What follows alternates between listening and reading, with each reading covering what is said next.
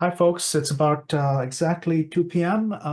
This is Manish Chaudhry with Cahoot, one of the panelists. So we're going to just give our audience a few minutes to join and we'll get started. We have a very exciting session, so don't want you to miss anything. So just hang on for another 30 seconds to a minute and you're in for a treat. So we'll be back in a minute.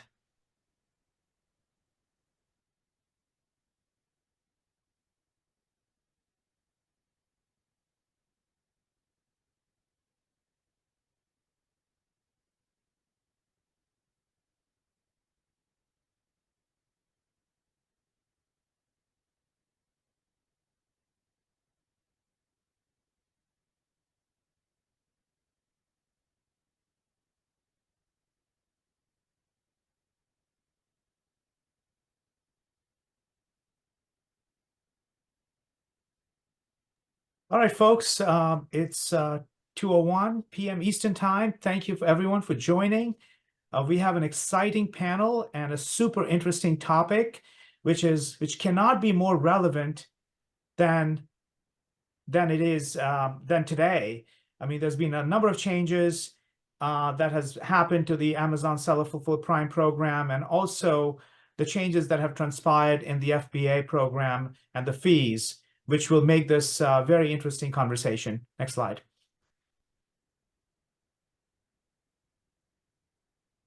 So today we have, along with myself, Manish Chaudhry with Cahoot, we have Daniel from GeekSeller. Daniel is the CTO and co-founder. GeekSeller provides amazing software solutions that allows you to integrate all your multi-channel orders, inventory, syndication of listings, pricing optimization, inventory updates. So a lot of great stuff. And Colleen, a very familiar figure in the Amazon world. She leads marketing at Ecom Engine. They have some amazing suite of tools, so you're going to get to hear from her.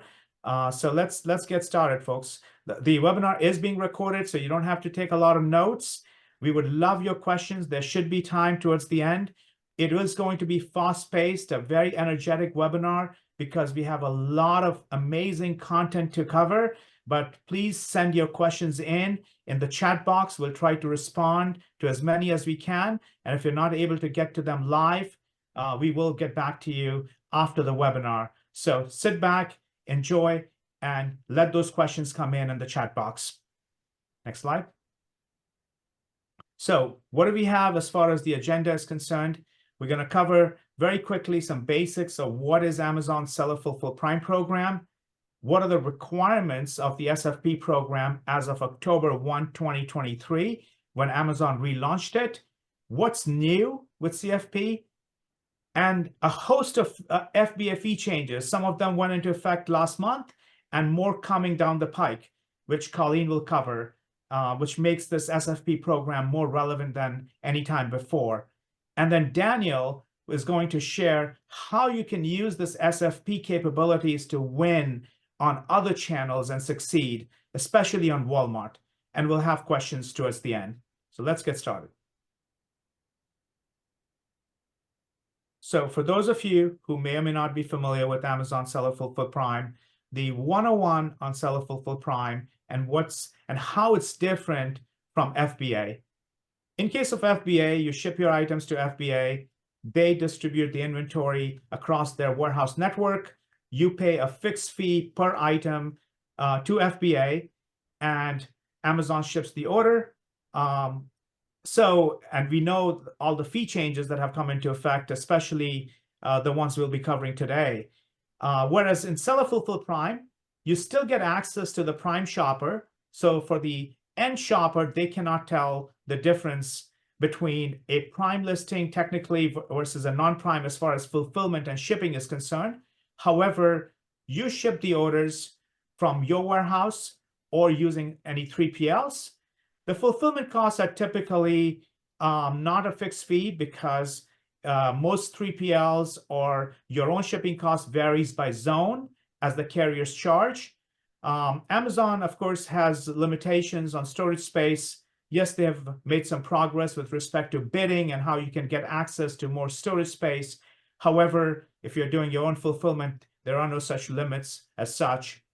And then talking about costing, FBA is very good if you have smaller, lighter weight items, or what Amazon classifies as standard size items. But the minute you get into large and bulky, FBA fees can get very expensive. It may be even cheaper in many cases to fulfill directly and leveraging the Prime program. And as we know, Amazon charges a different fee for orders that originate on Amazon versus other channels. They call it MCF, multi-channel fulfillment. What we've heard from clients is Amazon takes longer to fulfill or process those orders, meaning those orders don't go out at the lightning speed of Prime.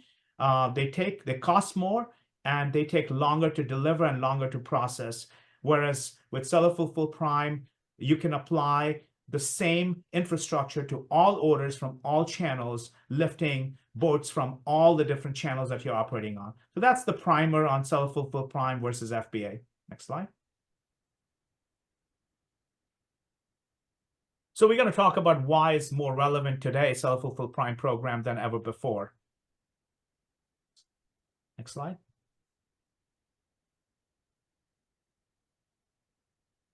And I'm going to pass this over to Colleen. Colleen, the floor is yours.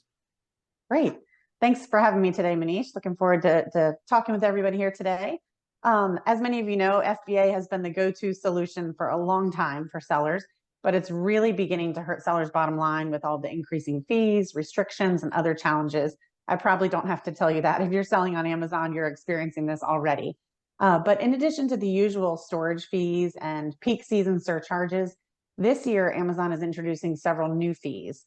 One is the low inventory level fee, which goes into effect April 1st, and the inbound placement service fee, which just went into effect on March 1st, as many of you are probably experiencing the fee changes on your items.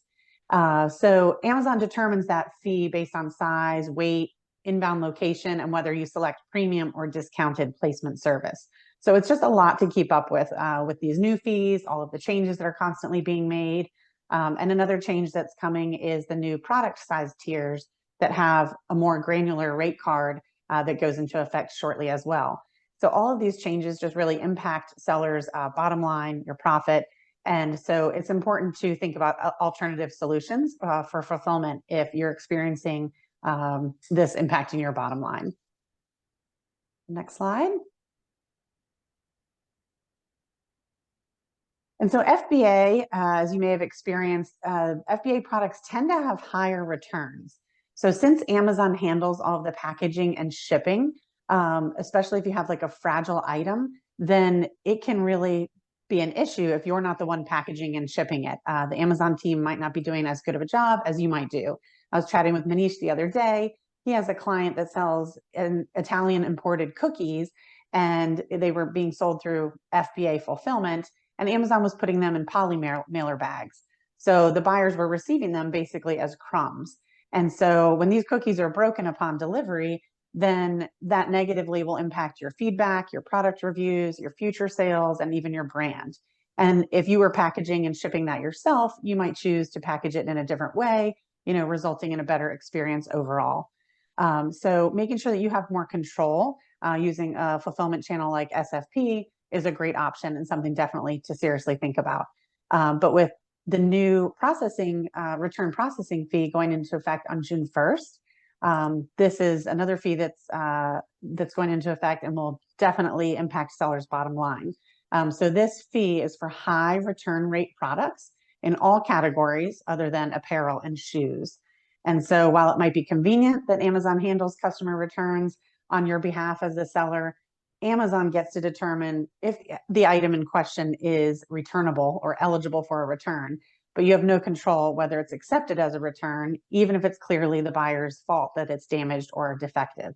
So this new returns fee will just make it even more challenging for sellers to maintain profitability, since buyers can also request a free instant replacement for items during the returns process.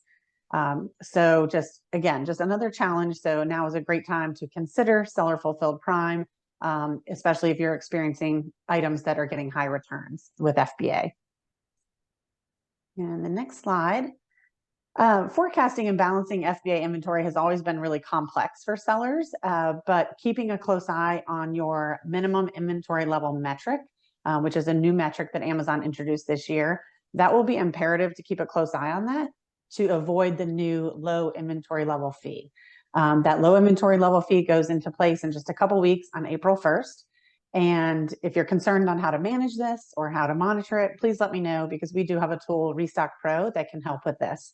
But one of the many benefits of Seller Fulfilled Prime is that you won't need to worry about this fee if you're fulfilling yourself versus FBA.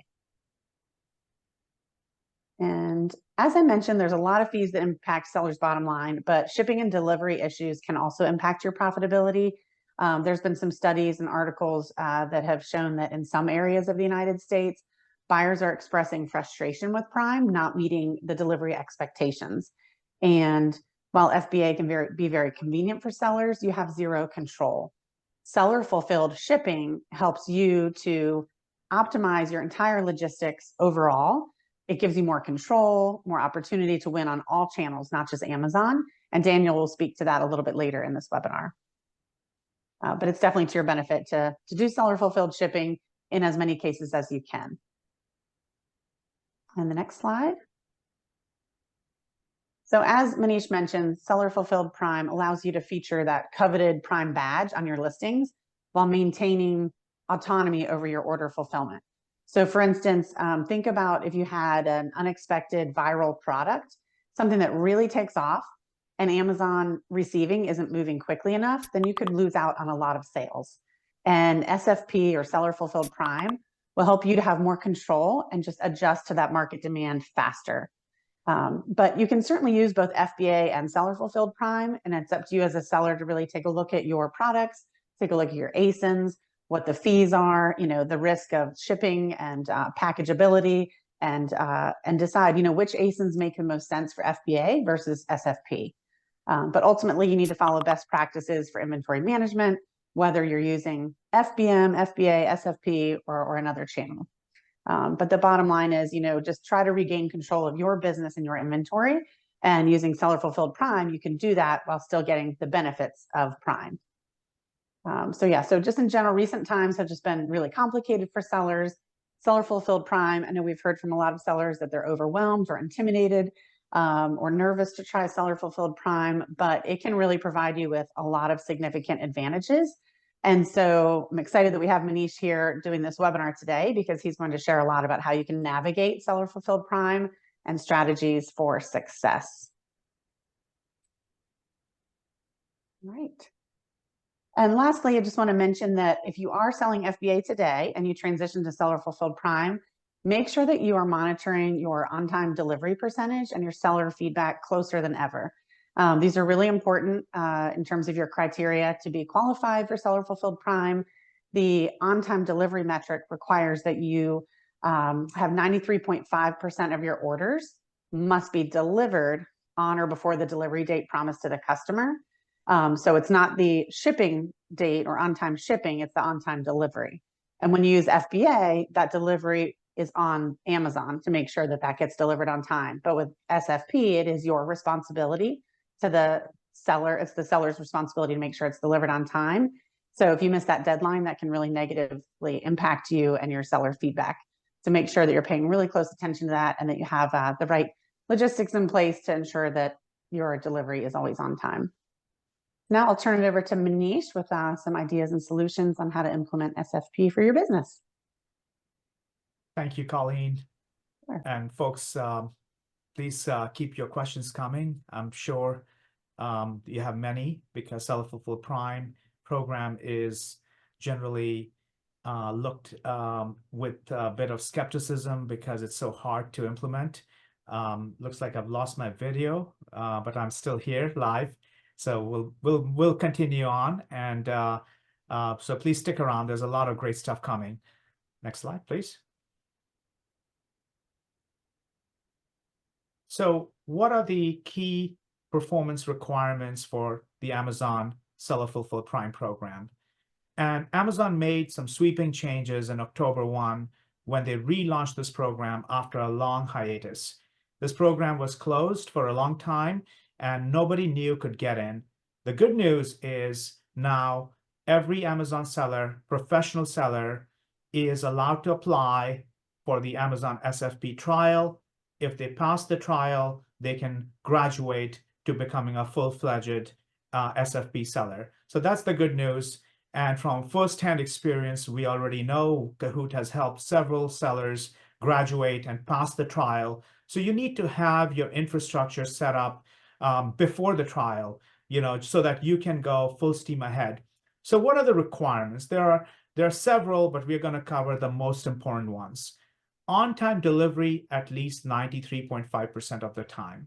So Amazon now does not require you to purchase labels directly from Amazon. Previously, they used to track on-time shipping, and there was a flaw in that. And we're going to cover that in just a few minutes. Why this was a good positive change Amazon made. Number two, valid tracking numbers for at least 99%. So for any seller who's looking to trick Amazon by giving them a tracking number and the order is actually not indeed shipped, please be warned, that's a bad idea. Amazon is much smarter than that. They know when the order is actually shipping, and you really don't want to get suspended, because while Amazon has reopened this program, they will start cracking down very soon. This is a privilege for a lot of sellers, and it should be treated as such, in my opinion. So it's very important that tracking numbers are provided when the order is actually shipping and not otherwise. Order cancellation rate. This has always been in effect at Amazon. But with Seller Fulfill Prime, you cannot take an order and then cancel it. Seller-initiated cancellation, we're referring to. Buyer cancellation don't count towards this. 0.5% is the maximum. That means if you don't have your inventory in order, and that's why we have Daniel presenting as well, because Geek Seller helps update inventory. Colleen's company, Ecom Engine, has a great product, Restock Pro, that helps you stay on top of it. And now with all these additional changes that you heard from Colleen, low inventory fee, placement fee, all of those exclude the standard FBA fee. So if you're making any comparison between FBA and SFP, it is a lot harder than it looks. So to truly calculate your profitability is a complex operation. And certainly you don't want order cancellation more than 1 out of 200. You must ship and deliver on weekends, either Saturday or Sunday, or both. The reason for this is you need to maintain page view metrics. And a lot of shoppers, and myself included, we shop on the weekend. And that's where a lot of orders come in. It's no surprise that every fulfillment company, any merchant who is doing their own fulfillment, knows that their Monday order volume is many times double that of any other weekday. Obviously, those orders are piling up from the weekend. So if you're not doing an active as a Prime seller on the weekend, even if you're in the Prime program, SFP, doing successfully, you're missing out on sales. The whole objective of Seller Fulfill Prime is to operate with higher profitability and higher sales. So it's not just about being eligible. Obviously, it's important as an eligible criteria, but we highly recommend that you must have your weekend fulfillment operations, which is generally not available from the traditional 3PLs. Now, let's talk about the page view metrics. This is one of the most deceiving metric because it's very hard to compute. There is no clear formula. Amazon will give you guidelines, but I don't think you can do the math and figure out exactly where these page views are coming from, because Amazon does not share that data. And it's a rolling metric. We're going to cover page views in just a minute, and I'll unpack that. It's a rolling metric, weekly. That means, if you had a bad week and you got through it, that's great. Performance cannot decline the following week. That means the Amazon standards and metrics are unforgiving every week. You start all over again on Sunday, and then you're rolling. It's a rolling weekly metric. So it's very important to make sure that you're operating throughout and consistently. Next slide, please. So what is a delivery promise, which translates to the delivery speed metric? The best way to understand this is to go to the Amazon product details page. as a shopper, as a buyer, what do you see? When will this product be delivered? So it shows free delivery tomorrow, which means if you order within the next 26 minutes, this product will be shipped, processed, fulfilled, and delivered by tomorrow. So it meets what we call 1 calendar day promise. And it is computed based on what the shopper sees, not that if you ship the order using 1-day air overnight, that it'll count towards 1-day delivery speed metric. And this is one of the most confusing metrics because we see even the most experienced sellers trip on that. And we're going to talk more. Next slide. So this is a quote straight from Amazon Seller Central. An offer can be configured for 1-day or 2-day delivery, but provide 3, 4, or even 5+ day delivery promise when viewed by the customer due to order cutoff time, seller weekend operations, carrier weekend operations, and holidays. So straight from Amazon, just because you are using 1-day overnight delivery or 2-day air, even services like FedEx One Rate, that does not translate to the delivery speed metric or the delivery promise. Next slide. So let's take an example. How is this computed? And especially for the folks who are selling standard size items, there's different metrics expected for standard size, oversize, and extra large, which is a new tier that was introduced recently. So let's say you have a cutoff of 2 p.m. local time. Any orders received before 2 p.m. will ship out the same day. So if the shopper is looking at the product details page, let's say at 1 p.m., which means it's before the cutoff time, that order will ship the same day, Monday. And if you're going to deliver that product by tomorrow or Tuesday, so this particular page view meets the 1 calendar day metric, which also implies that it meets the 2-day metric. So this is it qualifies for 1-day promise. However, the same identical product detail page, the shopper looks at 5 p.m., which means your warehouse is done for the day. You're not shipping that product the same day, which means it will ship tomorrow or Tuesday and arrive 1 day later. In this case, this does not meet 1 calendar day or 1-day promise, but it meets the 2-day promise. Now let's look at what happens on weekends.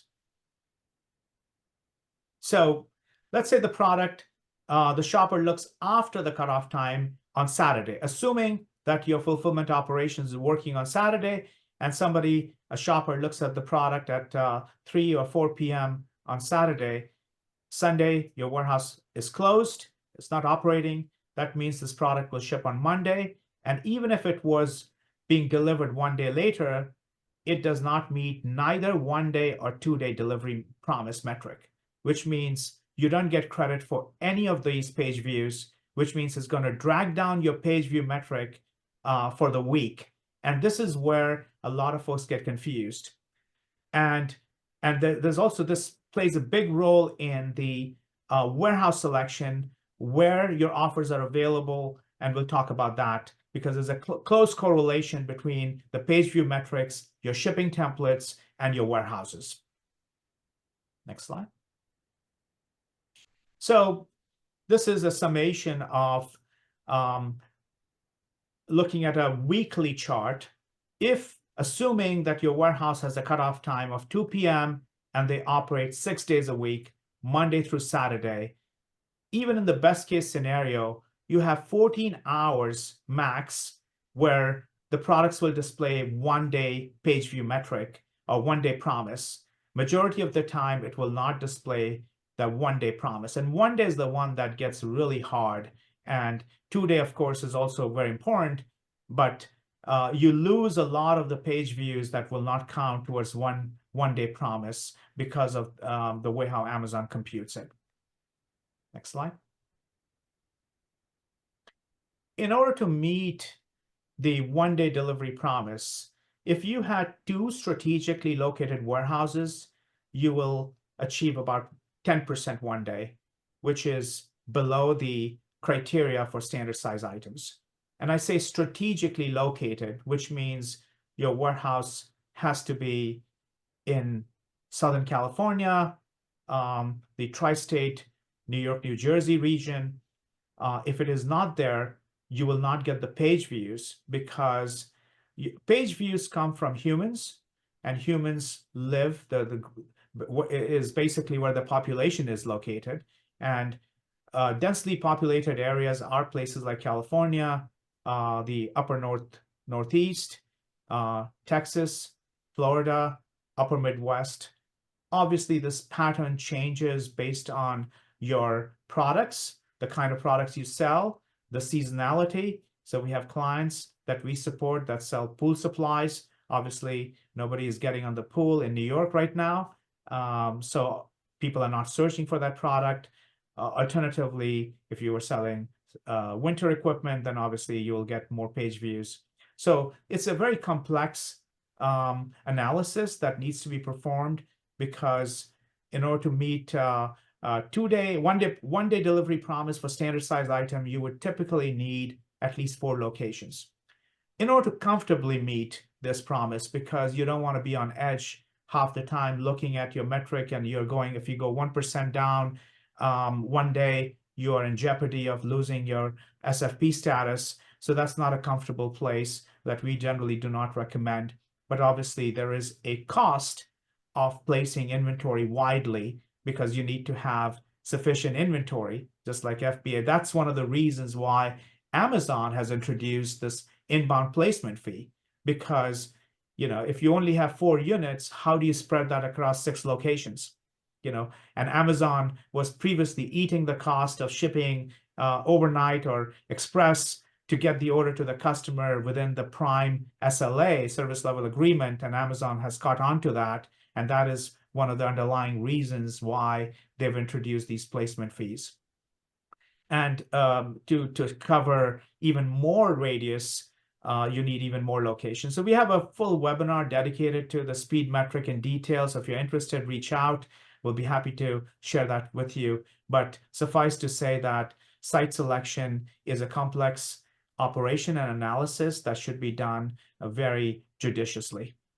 Next slide. Next slide, please. So we already touched on this, and so I will not bore you with the same detail. But what has changed as of October 1 is previously Amazon was tracking on-time shipping, and I'll give you an example shortly after this why that was not a great idea. Now, on-time delivery is the criteria.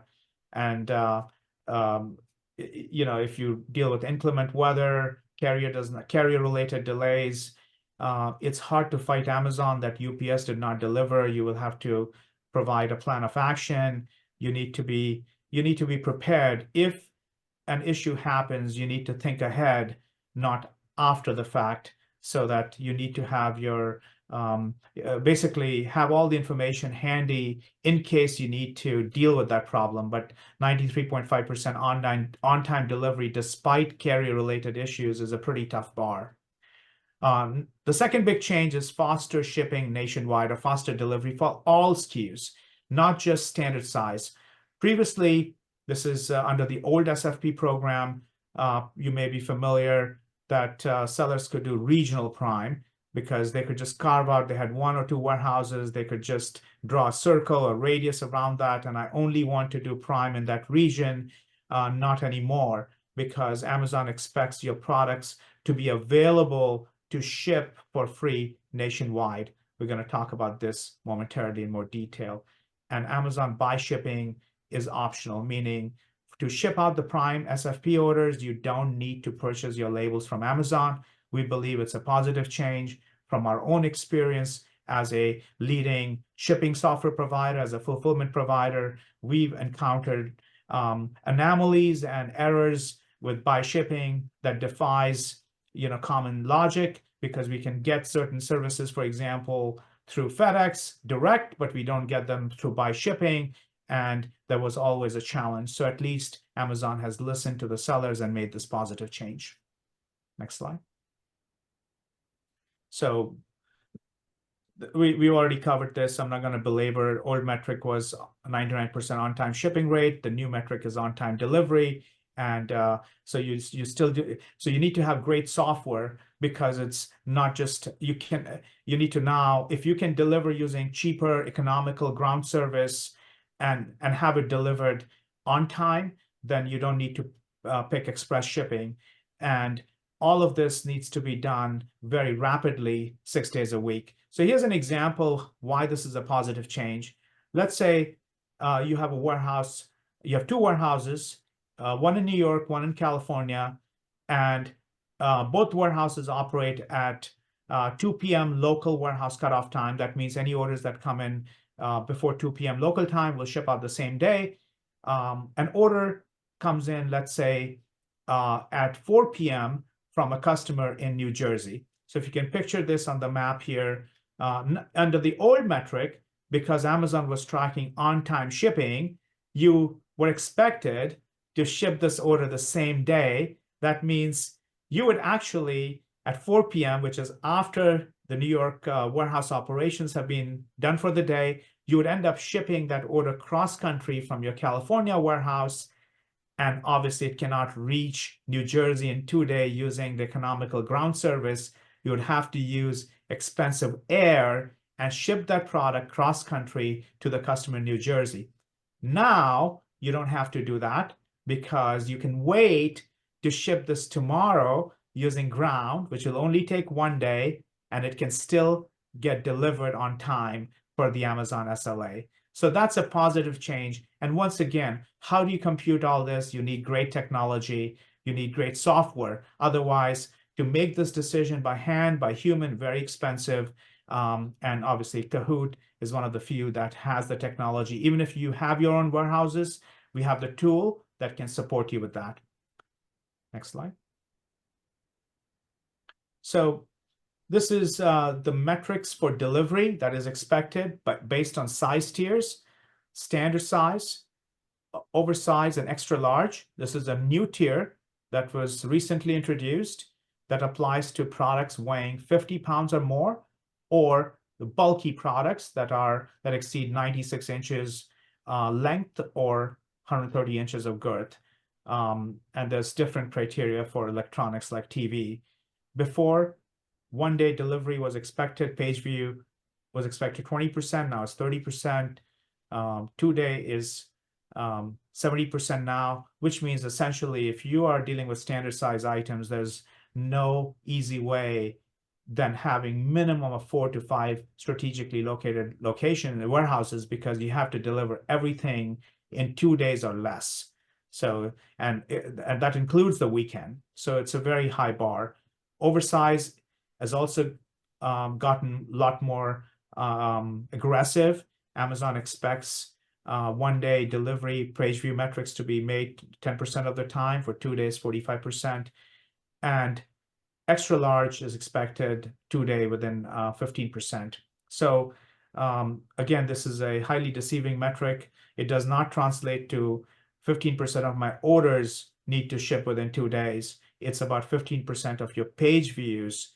And because you're expected to offer free shipping to Prime shoppers nationwide, you cannot now exclude the people that are far off, that, yes, I will not ship to you. And this is an example of an oversized SKU. Previously, you could just say, I will only offer in this region through regional Prime, and you could operate from one warehouse. But now you will see that, next slide, Aldi. You do have to offer in the rest of the region for free, which means you will have to eat that cost of shipping. But more importantly, that will bring down your page view metrics, meaning if you get a lot of page views in this particular example from the East Coast, which means relative to the total page views, your 1 day page views from the West Coast will be lower, which means it'll be harder for you to meet that metric. So I know it can be very daunting and confusing. So please reach out if you're interested, and we can certainly analyze your data individually. Next slide.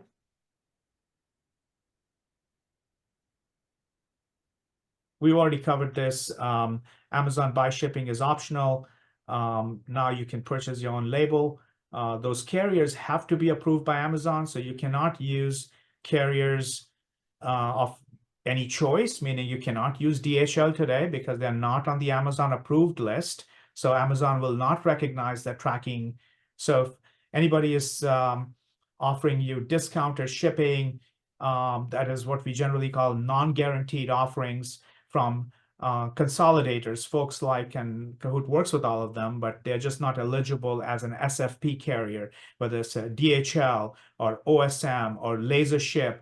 Even OnTrack is, there are only few folks that are grandfathered in to the OnTrack program. You cannot, even though OnTrack can deliver many orders on the West Coast or even nationwide in 1 or 2 days, but because Amazon does not recognize that tracking number as an eligible, you cannot use any carrier of your choice. So you need to be aware of those. Next slide.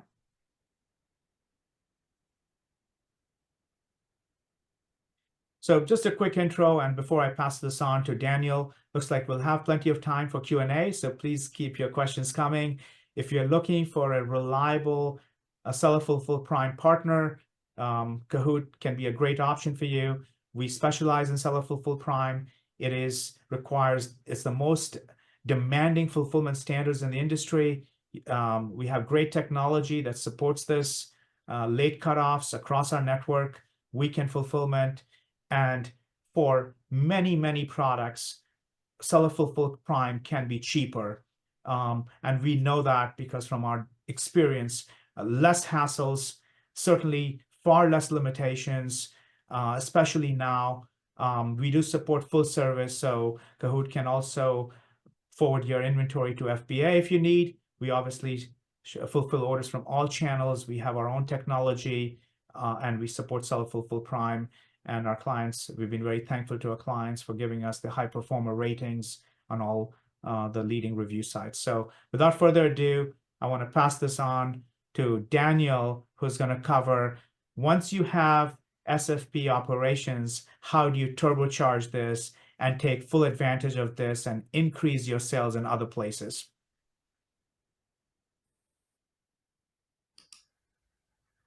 Okay, so let's talk about importance of fast shipping on Walmart. Both Walmart and Amazon promote fast shipping and give a lot of incentives to sellers who are offering it. In addition to boosting your buy box eligibility, your products also get a lot of visibility in the search. Here you can see how Walmart promotes fast shipping in 4 places. Now, what I find interesting is that on Amazon, you can really see they divide shipping into today, tomorrow, and other. But on Walmart, you can see they show today, tomorrow, 2 days, and other. So if you offer 2 days shipping on Walmart, you are already getting a lot of visibility for your products. Now, let's do some more comparison. What I found is that offering fast shipping on Walmart will give you more visibility than what you would get on Amazon. And this is simply because on Walmart, this is pretty relatively recent push from the company to make sure that sellers offer this fast and free shipping. And on Amazon is very much standard. Everybody has to do it to compete. Now, in this example, you can see that I search for a product, and as a result, I see thousands of products listed. Now, if I select 2 days or 1 day shipping, the number of the results significantly drops. But isn't it obvious? Yes, it is. The number will obviously drop. But what's interesting is that on Walmart, this number drops much more faster than on Amazon. And again, this is because on Walmart, there are still not that many sellers offering this fast shipping comparing to Amazon, where it is really a standard. Of course, it all depends on the category of your products and your competitors. But in general, you can see the same pattern across many categories on Walmart.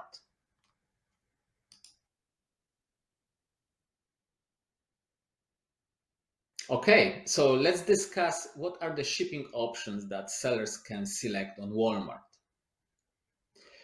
If you are shipping products on your own or you are using a 3PL company, you have to have at least one shipping option selected. As default, you will have the value shipping option selected, which is 6 days or 7 days in transit. And this option must be marked as free, so you cannot charge for the shipping. The other option is standard, which is 3 days, 4 days, or 4 days in transit.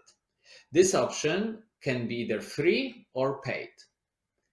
Now, this is important that you can actually disable the value shipping, but only if you have at least one standard shipping configured. Now, the real fun starts with 1 day and 2 days shippings, which Walmart calls expedited. For 2 days shipping, you have to get approved. Actually, for 1 day shipping as well. And the standards that you have to meet to be approved are pretty high. You should check what are the current requirements, but as of March 2024, you have to sell on Walmart for at least 3 months. You have to fulfill at least 20 orders. Also, you have to have on-time shipping, on-time delivery, and valid tracking rate, all above 95%. Additionally, you have to make sure that your cancellation rate is very low, ideally below 1.5%. So if you meet those standards and those requirements, you can go to your Walmart seller panel and request approval for those shipping methods. This is interesting that for 2 days shipping, as of now, Walmart allows you to only keep it as free. You cannot charge for 2 days shipping. But for 1 day shipping, you can keep it either free or you can actually charge buyers. The last one that I wanted to briefly discuss is 2-day delivery, which is the same day delivery option. I personally do not have much experience with this because I didn't really work with any seller that offers it. However, if you sell your products through WFS, your products might be eligible for this. However, you do not have any impact on that.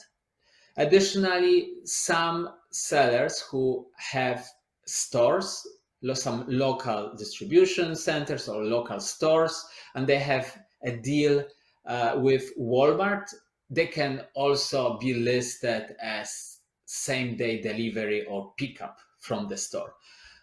But again, this is a very individual deal that you have to have with Walmart, and I personally do not know much about it. But you should not worry too much about this option at this point, because also in most cases, the same day delivery, they really mean the pickup from the store. So if something is sold on Walmart and in Walmart store, then it's available. So those are the shipping options on Walmart. It is as of March 2024. So if you are watching this in the future, make sure that you review the current standards. Thank you. Thank you, Daniel. That was incredible information. And once you have your SFP infrastructure set up, you can leverage this on Walmart and every other channel, whether it's Shopify or any other marketplaces that you might be selling on. So we have a few questions from the audience. I'm going to take a few, and we will send out a copy of this presentation. If you want to share this with your other colleagues or friends, please feel free to do that. This email should arrive sometime by the end of this week. So one question that we have here is from a used bookseller that has only 1 unit of an ASIN. and they ship out of one warehouse. Yes. So for if you have unique products that are not, you don't have multiple quantities of the same product, then this program is not suitable for that. And generally speaking, the Prime and SFP usually only applies to new items, not to used products. So unfortunately, this is not something that will be suitable for in this use case. We also have a question for Cahoot from a seller. Do we transfer inventory internally between our warehouses, or do you need to send the inventory to your Cahoot locations directly? We support both. So whatever is more convenient for you. Obviously, there's cost of inventory transfer. However, Cahoot does support both options. There's a question. I think this would be good for Colleen, if you could elaborate a little bit on the ratings and reviews. How does that play shipping? Do you have any information on faster versus slower shipping, and how that translates to positive or not so positive reviews?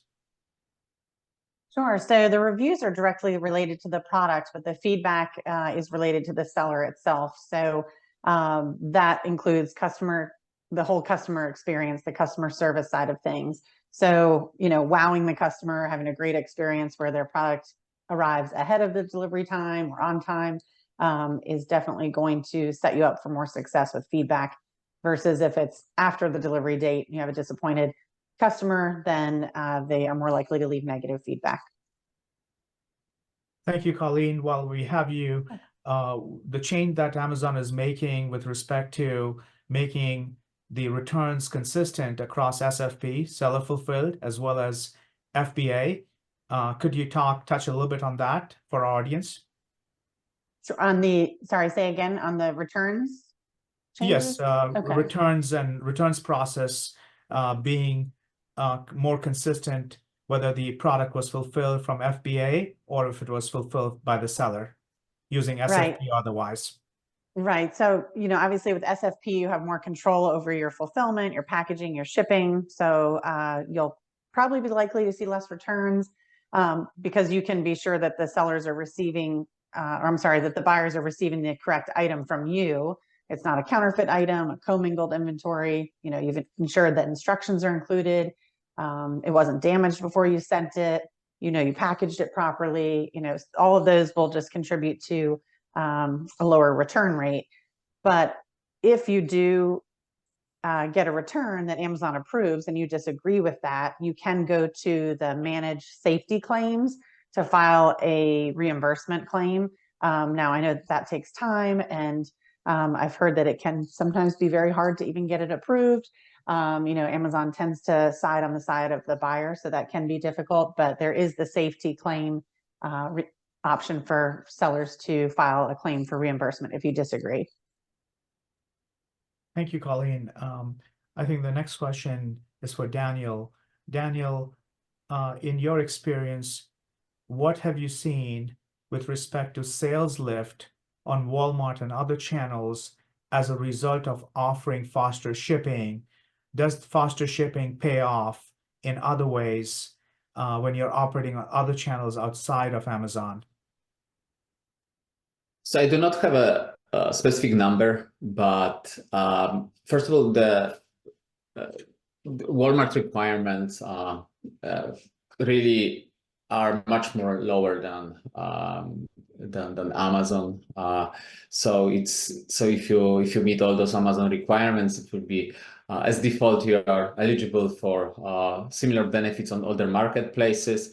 I didn't look into other places specifically, but Walmart being the biggest competitor for Amazon at the moment, puts lower standards still.